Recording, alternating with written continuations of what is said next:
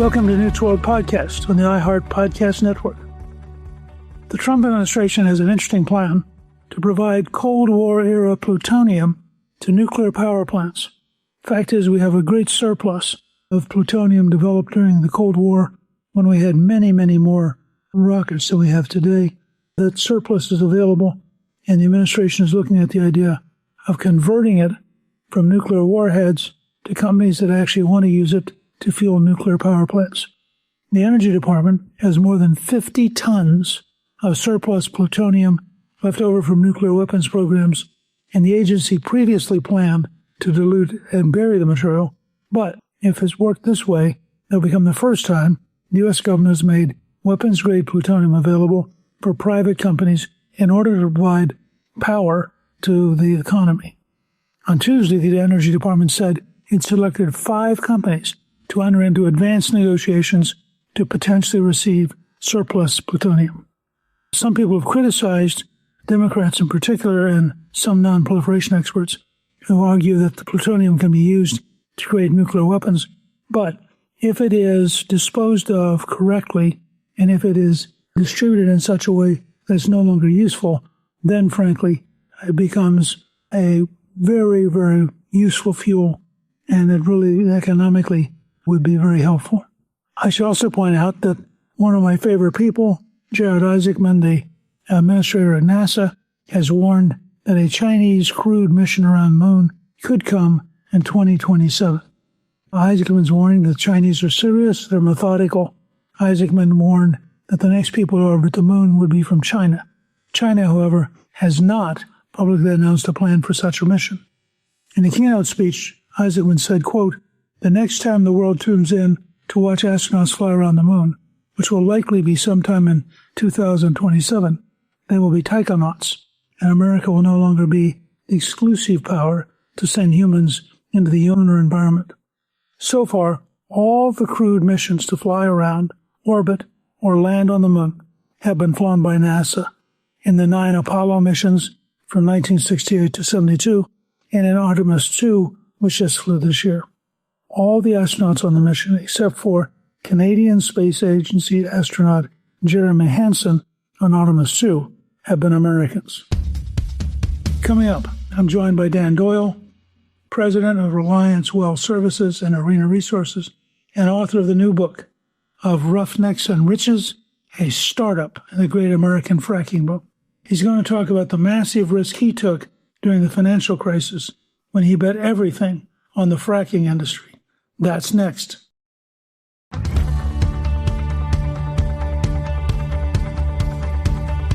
I'm really pleased to welcome my guest, Dan Doyle, president of Reliance Well Services and Arena Resources, and author of the book of Roughnecks and Riches, a startup in the Great American Fracking Boom.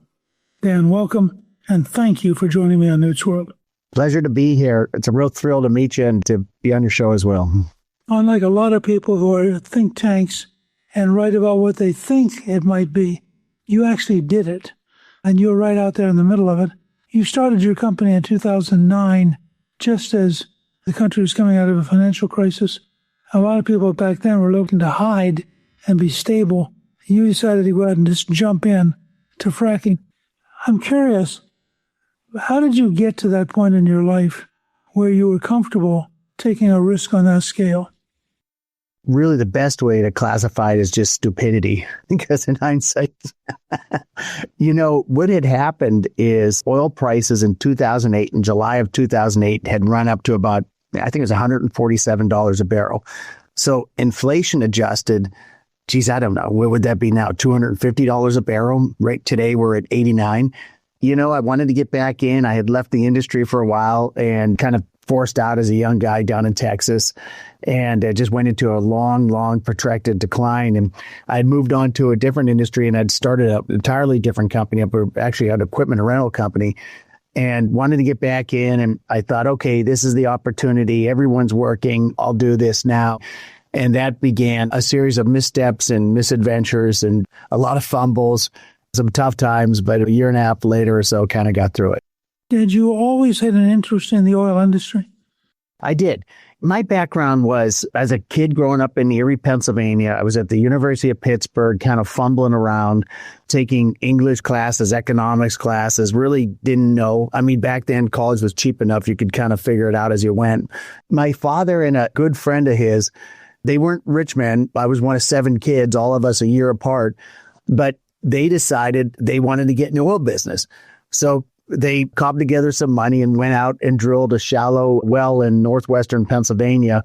And I used to come home from school every weekend and with all my brothers and sisters and his friend Norby and a couple dogs, and we'd take the station wagon 2 hours to the well site and screw around.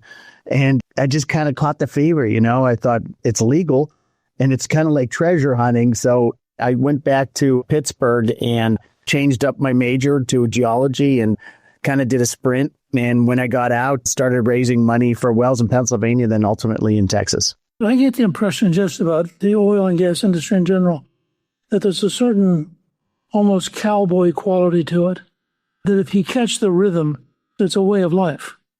I would say for sure it's risk takers and you try to understand your risks. We still frack back east, but we have a company that drills wells out in the Powder River Basin in Wyoming, and it's definitely cowboy. I mean, it's remote. Wyoming is so underpopulated. Yeah, it's really something to see. We're in the least populated county of Wyoming, so that kind of tells you, but we're 25 miles from the nearest paved road, and it's just us, a few ranchers, and a lot of cows. Some wildlife, but the landscape in eastern Wyoming, it's not like out west in the Tetons. It's a little different than that, but it's definitely a cowboy culture, and it's got a little bit more corporate than it was in the old days, oil and gas. There's more discipline, but there's still plenty of cowboying going on. Did you also go to Texas, or did you just go to Wyoming?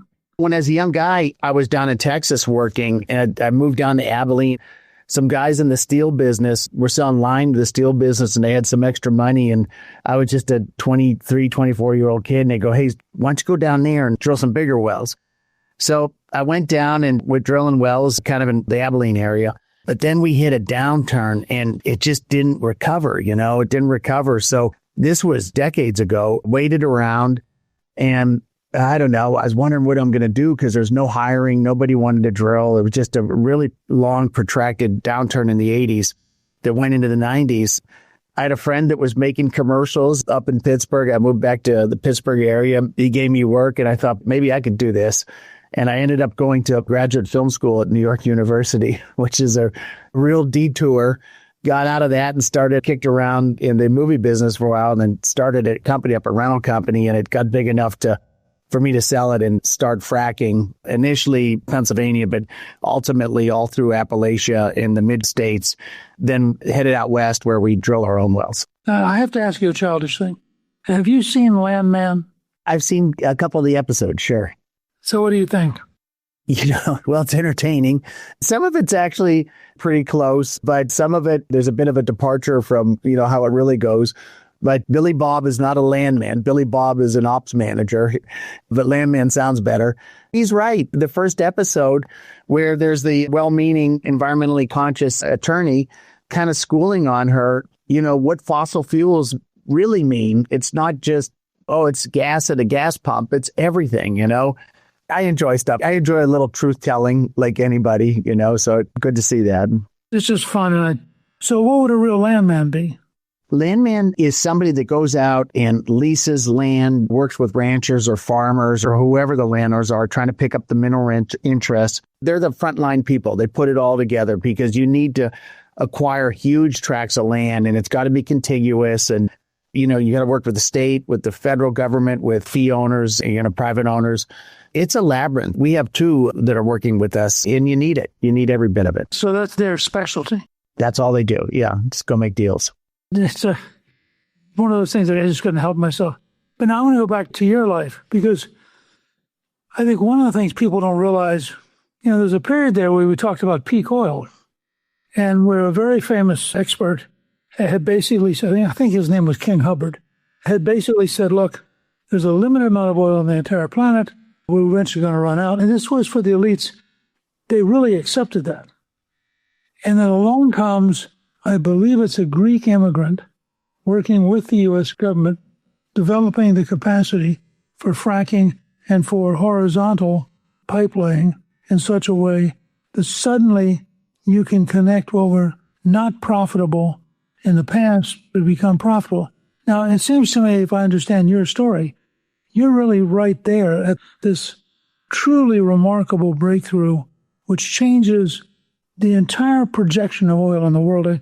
I think the numbers, correct me if I got this too far off, but I think for North Dakota alone, fracking moved them from about 800 million barrels to 24 billion barrels in reserves.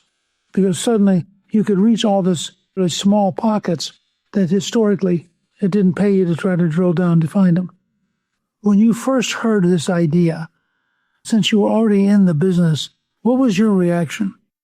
Fracking has been around for a long time, but nobody was doing horizontal fracking. And the Greek immigrant, the son of the Greek immigrant, they ran a diner, was George Mitchell. And George Mitchell should have won a Nobel Peace Prize. Honestly, he really undertook this himself with his oil company out of the Houston area. And he also developed the woodlands down in Texas. He's a busy guy, but nowadays, because of horizontal fracking, it is such a game changer. Very briefly, why it's such a game changer is in the old days, let's say you had a formation at 5,000 feet deep and it was 40 feet thick, and that's where your oil and gas was.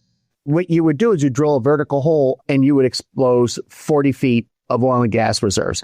Now we go down and we turn and we go out for 2, 3, 4 miles. And so instead of 40 feet of exposed reserves, we have 2 or 3 or 4 miles of exposed reserves. And that's why these wells are so big. Also, in the old days, we would go after trapped oil, that where the sandstones or carbonates, and pretty much limited to that. But the source rock were the shales where the oil accumulated and was baked and kind of made. And because of hydraulic fracking, we were able to extract from the source rock and not just the trap rock. It was just a game changer. In fact, about 3/4 of all U.S. production, we're about, mid 13 millions right now, 13.5, 13.6, there's 7, whatever it is.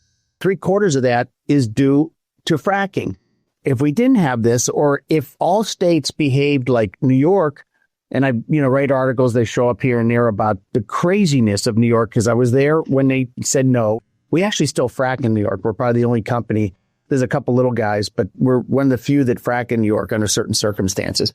But had we gone that way, we would completely be beholden to the Middle East and Russian oil, just like the Europeans have done to themselves. NATO screaming for our help to combat the Russians in the Russian-Ukraine war, yet they're financing it through their natural gas purchases over the decades.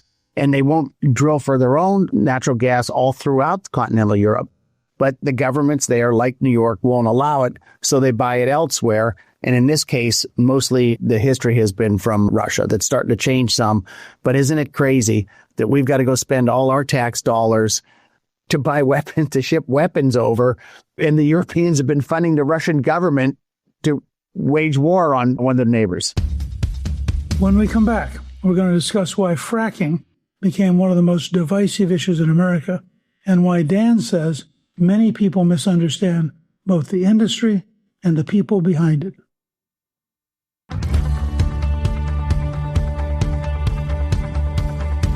Why did fracking become such an enormously divisive issue, and why are there people who are so bitterly opposed to it? I mean, you must have encountered conversations where you just can't break through. What do you think is on the other side of that?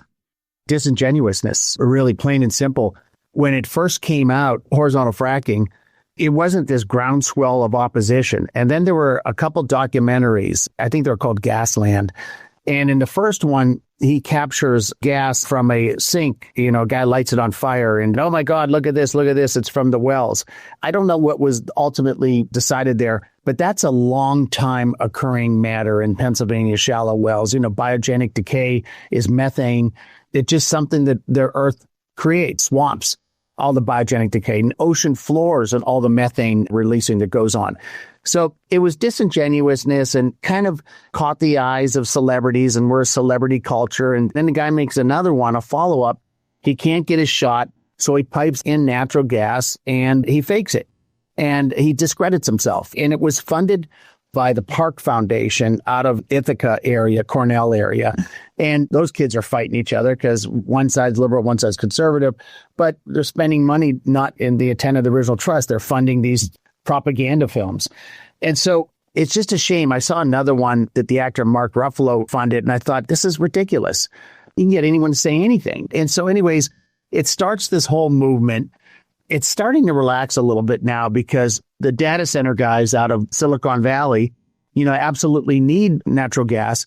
And really the big winner with these guys is coal. We're burning more coal now than ever to support the grid, and not by way of percentage, but by way of tonnage. We've never been busier. We drill wells around the coal mines in Wyoming, so they're very busy. But I don't know why we have to politicize everything, but they politicize it to the point of making it unaffordable for the poor. New York State won't allow natural gas extraction, yet the southern tier counties where it would occur are much poorer than the northern Pennsylvania counties where it's allowed. Natural gas prices are, 25% higher in New York than elsewhere, and that's just placed on the consumer. New York, 26% of all kids born in New York City are born into poverty, 26%.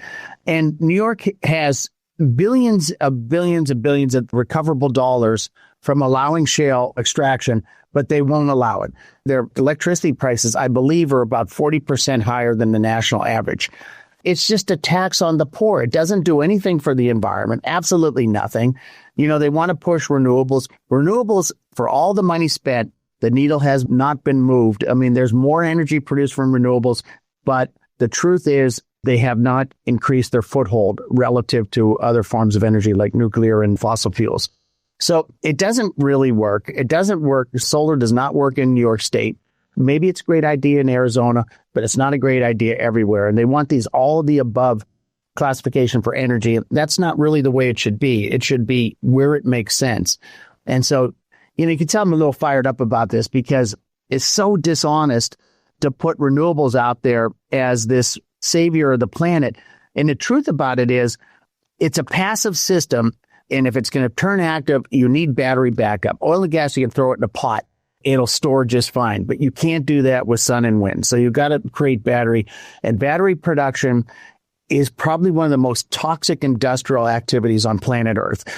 Just look at the case in Sudbury, Canada with the super stacks where they denuded all the acid rain from smelting the heavy metals that are needed in battery production. So they just put it higher up in the atmosphere, and that's the way to deal with it. So nobody ever really talks about the strip mining, the human rights issues with some of this stuff, not so much in America, but elsewhere. And nobody talks about, they'll put a solar farm up and there'll be hundreds of acres of panels, and it's a death zone. It's an absolute death zone. Nothing can fly over it. It's superheated above the ambient temperature. You can't have cows grazing.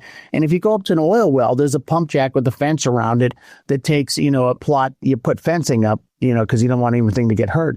But it's minuscule, its presence, its footprint compared to what solar is. And isn't it true that with fracking, you actually can have a smaller footprint on the surface because you're doing so much more of it underground? Yeah. Now there's pads. I was just talking to a friend at Halliburton, and they're completing a 36 well pad off of a piece of acreage that's, maybe 500 by 700 feet, and they'll probably reduce that over time. 36 wells that are all 2 miles long. That's amazing, the amount of energy that they will extract from that single pad with a tiny, tiny footprint. The truth doesn't get out there, unfortunately. Unfortunately, it's political. And I have to say, on the oil and gas side, on the producer side, guys like me that go drill wells or frack them, whatever, I am all of the above. Solar and wind, sure, where it makes sense. I think there should be more nuclear. But on their side, it's renewables or death. You just can't have anything other than renewables, and it's got to be everywhere. It doesn't work. It's just funny how the left is intolerant of what actually works and really sort of punitive. They're always suing, all that. It's just crazy. It's really an all of the above matter, and they won't accept that. Coming up, Dan discusses why he believes New York's fracking ban left entire communities economically behind, while neighboring Pennsylvania counties prospered from the boom.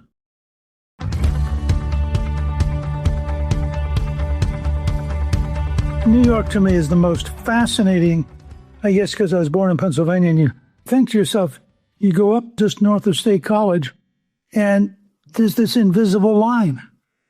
And below the line, people are making a heck of a lot of money. And above the line, they're living at a poverty level, which we used to associate with Mississippi. But Mississippi now has a higher income than that part of New York. Does it really? I believe it. From your standpoint, when you try to talk to these people, what seems to be motivating them? Ideology. You can't break ideology. And eventually it breaks in some people. Some people don't, but the hard left runs lockstep with each other. There's no challenging the conventional orthodoxy of oil bad, wind good. It's really hard to get through them. The war on fossil fuels is just a war on the poor. If you're a humanist, you're for them. I don't want to pick on the Pope, but it doesn't help when even the Pope weighs in on anti-fossil fuel. And I'm thinking, how are you going to get people out of poverty without fossil fuels? Why do you think everybody wants to come to America? I mean, there's a reason why the southern border was a mess until Trump corrected it. People want to come to America for the quality of life. A lot of that has to do with plentiful and cheap energy. And it's really not destroying the planet. All their arguments die, and then they create, them being the hard left, they don't hold up, and so they create new arguments. CO2 was the big one. Now we're finding the Earth is greening up, and our CO2 levels are not that high, 400 parts per million. In terms of the history of Earth, that's pretty low. They sort of bake the cake by using selective information rather than all-encompassing information that supports their theses. And also, our universities are very, very liberal. And good luck telling the truth about oil and gas relative to other forms of energy and getting grant money to support your research. It's not going to happen. You got to run lockstep just like the left tends to do. Well, I have to say, you're sort of a breath of fresh air. I once wrote a book called Gasoline at 250, and Obama attacked me for it on the grounds that it was a fantasy and was impossible. Is on the left, you just have this passion for causing pain. You're obviously very successful. You're very smart. Why did you decide to write a book? And why would you call it Of Roughnecks and Riches? I think it's because, I used to work as a writer when I was a really young guy and made a little money at it.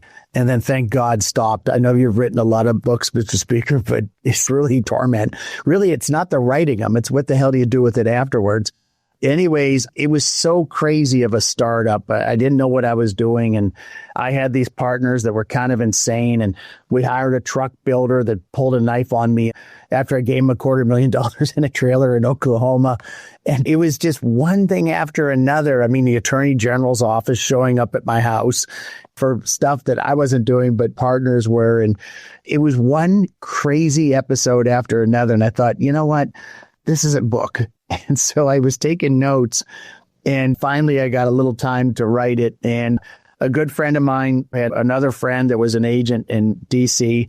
and sent it to them. And they said, hey, we could sell this. And so they sold it and ended up with a small publisher, that great guy that runs it, Anthony Zaccardi, but a small publisher that does conservative books. And, truthfully, a lot of the bigger houses the agent was sending it to were complimentary, but they can't touch it. It's a book about oil and gas that's not critical of it. What the hell do you do with that? That's what happened. And Of Roughnecks and Riches wasn't my title. It was the agent came up with that. They said, now your title sucks. We're going to give you a good one. Dan, I want to thank you for joining me.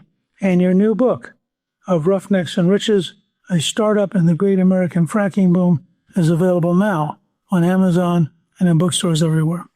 Well, thank you, Mr. Speaker. And it's a real honor to meet you and spend some time talking. I'm a big fan and always have been for decades now. And I told my wife this morning I had an interview with you. It's going to change everything for us because she's a big fan too.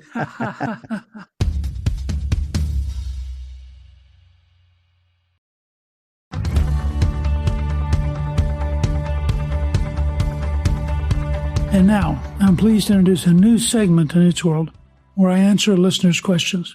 To ask a question, please email me at newt@gingrich360.com. Maria in San Antonio asks, Mr. Speaker, I was relieved to see the election outcomes in my state as well as Louisiana and Kentucky. President Trump has proven once again that he is a powerful voice for the people. What do you think will happen in the upcoming midterms? Look, I'm very simple about this.